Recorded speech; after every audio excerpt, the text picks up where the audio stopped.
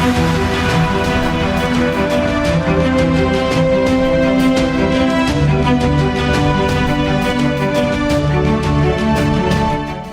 लोकसभा चुनाव के लिए बीजेपी समेत तमाम दल चुनावी तैयारियों को धार देने में जुट गई है। सबका साथ सबका विकास के संकल्प के साथ बीजेपी तीसरी बार हैट्रिक लगाने की तैयारी में है।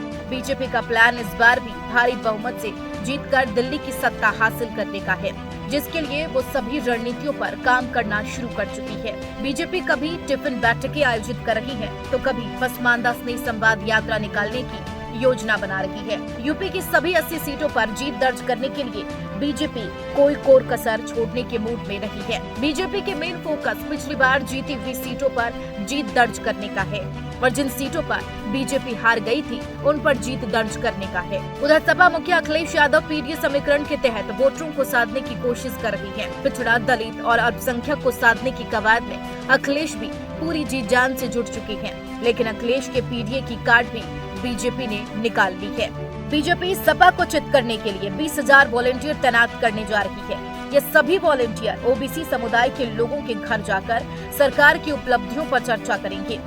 उत्तर प्रदेश में दलित और पिछड़े वर्ग की आबादी करीब 60 से 65% है। अकेले एससी और एसटी वर्ग की आबादी करीब 21% है।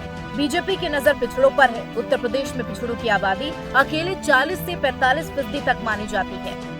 लोकसभा चुनाव के लिए बीजेपी पिछड़ा वर्ग को साधने की तैयारी कर रही है। विश्लेषकों का मानना है कि बीजेपी के 80 लोकसभा सीटों का लक्ष्य भेदने में पिछड़ा वर्ग अहम भूमिका निभा सकता है। आपको बता दें, यूपी में पिछड़े वर्ग के मतदाताओं की संख्या सबसे ज्यादा है, जिन पर बीजेपी सबसे ज्यादा टारगेट कर रही है। बीजेपी का लक्ष्य इसी वोटर पर अपनी पकड़ बनाने की है। अखिलेश का दावा है कि बीजेपी के एनडीए के किले को ध्वस्त करने के लिए उनका पीडीए समीकरण कामयाब साबित हो सकता है। अखिलेश ने पटना की बैठक में पीडीए का नाम लिया था और बाद में 23 जून को विपक्षी एकता के साथ आकर मोदी और बीजेपी को हराने की बात बोली थी।